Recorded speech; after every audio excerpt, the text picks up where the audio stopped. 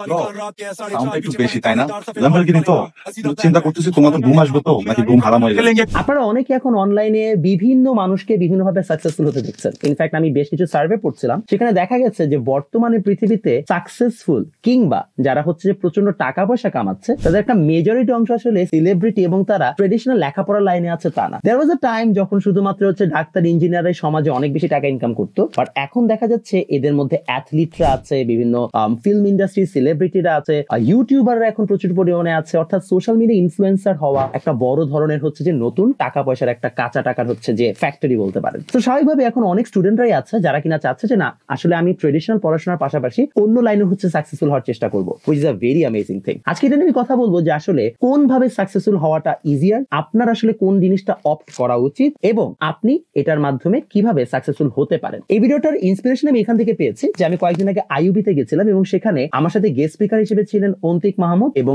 রাফায়েত রাকিব ভাই। এবং অন্তিক মাহমুদ এবং রাফায়েত রাকিব ভাইয়ের আমি পুরো এন্টায়ার স্পিচটা সামনে থেকে দেখেছি, তাদের সাথে কথা বলেছি, ছবি তুলেছি, মানে আমি নিজেই তাদের একজন ফ্যান বলতে পারেন। ঠিক একই সাথে আমি আবার তাদের সাথে একই স্টেজে হচ্ছে স্পিচ দিচ্ছিলাম এবং প্রায় 700 থেকে 800 স্টুডেন্ট অডিটোরিয়ামে বসে আমাকে শুনছিল। তো আমি তখন রিয়েলাইজ করলাম এবং তারা যখন কিউএনএ সেশন করছিল অনেক স্টুডেন্ট বলেছে ভাই আসলে আমি আপনার মতো একজন কন্টেন্ট ক্রিয়েটর হতে চাই কিংবা আমি ইউটিউব ইনফ্লুয়েন্সার হতে চাই। এবং এই কথাগুলো যখন তারা বলছেন তখন আমি দেখতে পেলাম যে এখন আসলে মানুষজন শুধু ডাক্তার ইঞ্জিনিয়াররা বড় হচ্ছে আরো অনেক কিছু হওয়ার তাদের স্বপ্ন থাকতে পারে। তো আসলে কোনটা রাইট কোনটা রং, তাহলে কি পড়াশোনা করে কোনো লাভ নাই? চলুন আপনাদেরকে ব্যাখ্যা দিই এই ভিডিওতে। Let's get started.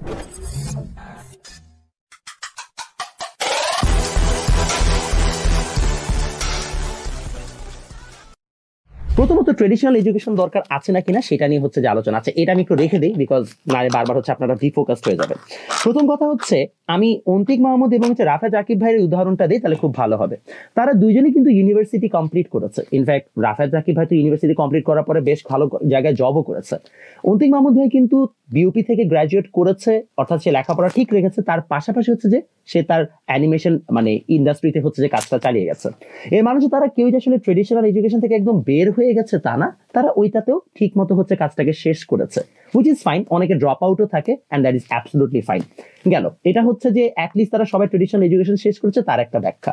সেকেন্ডলি যে জিনিসটা আমি ব্যাখ্যা দিতে চাই সেটা হচ্ছে দেখুন এই যে আমরা বলছি যে আসলে সাকসেসফুল কে হবে না হবে এটা খুবই বলতে পারেন সাবজেক্টিভ একটা বিষয়। যেমন অন্তিক মাহমুদ ভাই উনি কিন্তু আসলে দিন শেষে সাকসেসফুল হয়েছেন কার্টুনিস্ট হিসেবে, রাইট? ঠিক একইভাবে রাফায়েত রাকিব ভাই কিন্তু মানে সাকসেসফুল হয়েছে একজন ফ্রিল্যান্সার হিসেবে। অথচ তারা দুইজনই কিন্তু ভাস্টলি ডিফারেন্ট দুইটা ফিল্ডের মানুষ, কিন্তু তারা স্টিল কিন্তু যথেষ্ট পরিমাণ সাকসেসফুল এবং পপুলার।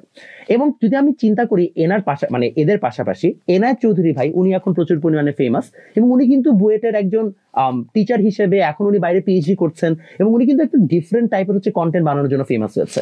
খালিদ ফারহান ভাই একদম ডিফারেন্ট কোন একটা কন্টেন্ট জনরা বানান, নাফিস সেলিম ভাই অন্য ধরনের কন্টেন্ট বানান।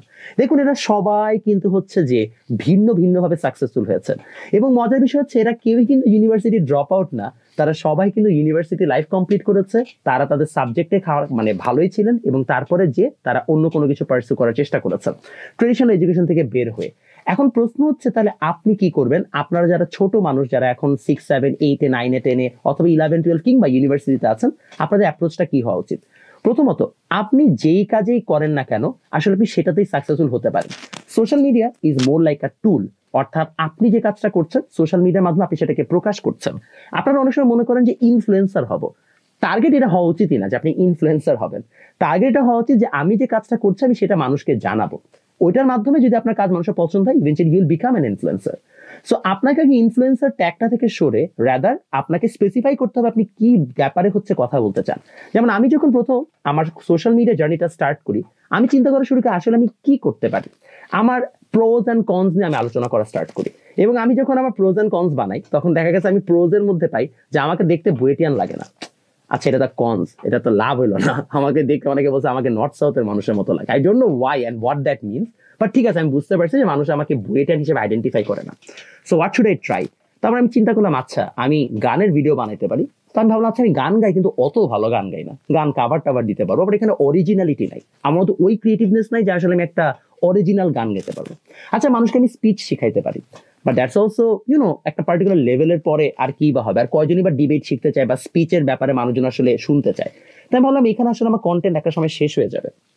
দেন আমি অনেক কিছু ভাবার পরে ভাবলাম আচ্ছা আমি তো আমার আসল জিনিসটাই চিন্তা করেন, সেটা হচ্ছে আমি তো একজন নার্ড, আমি তো পড়ুয়া মানুষ, আমি তো একাডেমিক্সে ভালো, এবং আমি তো আসলে এটাই পারি, আমি মানুষকে পড়াইতে পারি, আমি বই লিখতে পারি, এটাই আমার কাজ হওয়া উচিত। And then I started to become more focus more on মানে ক্রিয়েটিং মানে কন্টেন্ট অন এডুকেশন।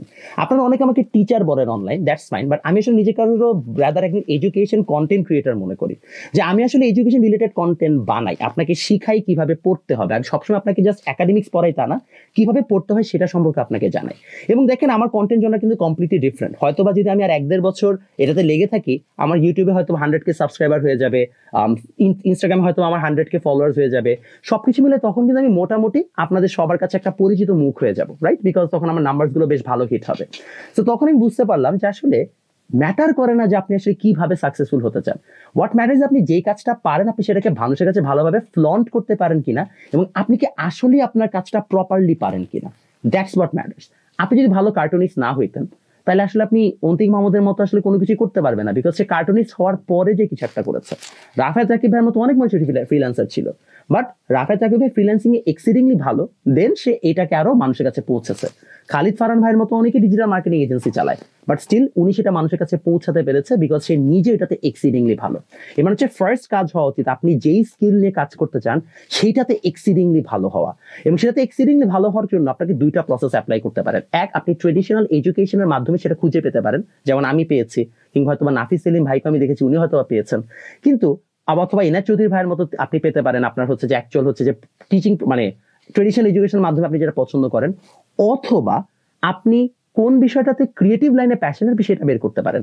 যেমন আপনি হয়তো মানুষকে কমেডিক ভিডিও বানাতে পছন্দ করেন, so that's something that you can't learn from traditional education, but this is where the thing gets fun.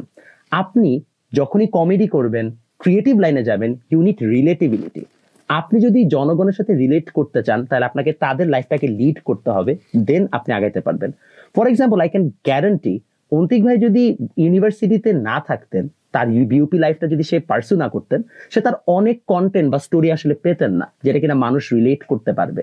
So আপনাকে ক্রিয়েটিভ লাইনে ভালো করার জন্য হলেও মানুষের সাথে মিশতে হবে এবং মানুষের লাইফটাকে লিড করতে হবে, then you can talk about their life, এবং সেখানে আপনি একটা রেভলিউশন আনতে পারেন। সো আমার কাছে মনে হয় it's very important to understand যে আসলে দিন শেষে কন্টেন্ট ক্রিয়েটার যারা, তারা আহামরি ডিফারেন্ট কিছু না, but they are very good at showcasing what they know, and that's the only difference between them and others. So আপনারা যারা আসলে একটু ট্রেডিশনাল এডুকেশনের বাইরে বা প্রসেসের বাইরে ভালো কোনো কিছু করতে চান, অর্থাৎ এক্সট্রা কোনো ভাবে হচ্ছে আপনি সাকসেসফুল হতে চান, আই গেস আপনাদেরকে এই জিনিসটা মাথায় রাখতে হবে that you don't necessarily need to go out of your traditional education, বা আপনি এটা তখনই করেন যখন আপনি একটা সাবস্ট্যান্সিয়াল অ্যামাউন্ট অফ সাকসেস পাচ্ছেন, বাট তার আগ পর্যন্ত আপনি এডুকেশনটা ঠিক মতো নেন, চেষ্টা করেন আপনার কোন জিনিসটা ভালো লাগে সেটাকে ফিগার আউট করতে, and then start showcasing your talent to other people. দেখবেন একটা সময় পরে যখন আপনাকে মানুষ অনেক পছন্দ করছে, ভালোবাসছে, তখন আপনি ইভেন্চুয়ালি বুঝেই ফেলতেছেন কিভাবে কি করতে হবে। আর যাই হোক, অনেক কিছু বলে ফেলছি। নেক্সট ভিডিওতে কিন্তু আমি হচ্ছে যে আপনাদেরকে স্ক্রু গাছটা হচ্ছে যে ঠিক মতো করে দেখাবো।